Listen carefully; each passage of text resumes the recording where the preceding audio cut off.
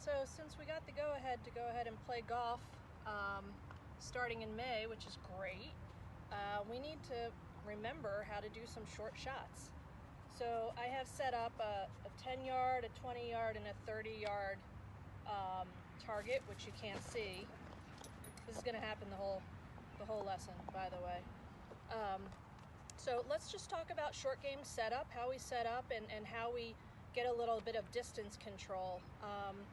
The first thing we want to do when we set up with short shots is we want to keep our feet fairly close together. The reason being is if we get real wide, it makes us want to shift our weight back, and it makes us want to shift our weight through.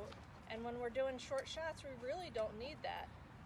The thing that we were talking about in a previous video was if I just toss a ball, say to 10 yards or so, I'll put my weight on my forward foot and I'll just swing my arms and toss the ball. I don't need to do this in order to get it just a little bit in front of me. So for that reason, I'm going to keep my feet fairly narrow just to keep me from moving back. I'm going to start with my weight on my left side, probably about 75%, 70%, something like that. I'm going to put the ball about in the middle of my stance, and I'm going to stand a little bit closer to the ball. When we stand real far away from the ball, it creates an angle, which is great for distance, but again, we're not trying to get the ball to go very far. So I'm going to get a little closer to the ball, and I might even come down on the grip end a little bit, choke down a little bit. So what I'm going to do is I'm going to take some practice swings, and in these practice swings, really what I'm working on is just rhythm. I'm going to go back and forth without stopping and try to create a consistent rhythm. I'm going to say to myself, tick, tock. Tick is the backswing, tock is the forward swing. I may say 1, 2. But no matter how big of a swing I take, I'm going to keep that rhythm consistent.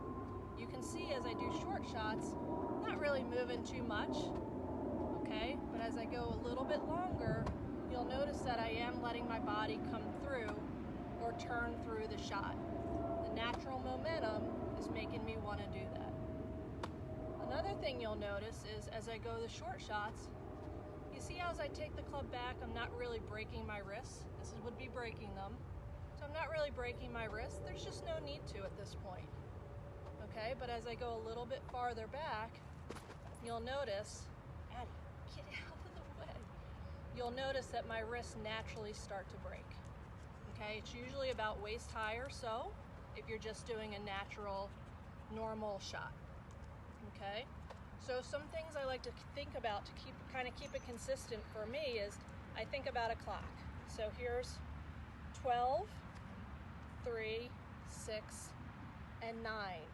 So what I do when I'm practicing in my backyard, I do a shot where I just think about the club going from, my hands rather, not the club, my arms going from 5 o'clock to 7 o'clock. What I do there, okay, so this is my 5, this is my 7. If I just hit the ball, 1, 2, you can't see that, but the ball went maybe 5 yards. So if the green was just right in front of me and we had some rough or something like that, it would just pop the ball up onto the green. If I want to go a little farther, I don't want to switch clubs at this point for whatever reason. Maybe I'm in the rough and I can't roll it up there. But then I'm going to go from 4, hands to 4, hands to 8. Okay? The key is keeping the rhythm. So again, I'm going to keep my weight left, ball's in the middle. I'm going to keep my weight left the whole time, hands to 4, hands to 8. So right there, that ball probably went about 15 yards or so for me. Doesn't matter, everybody's a little bit different. As long as it's consistent to you, that's all that matters.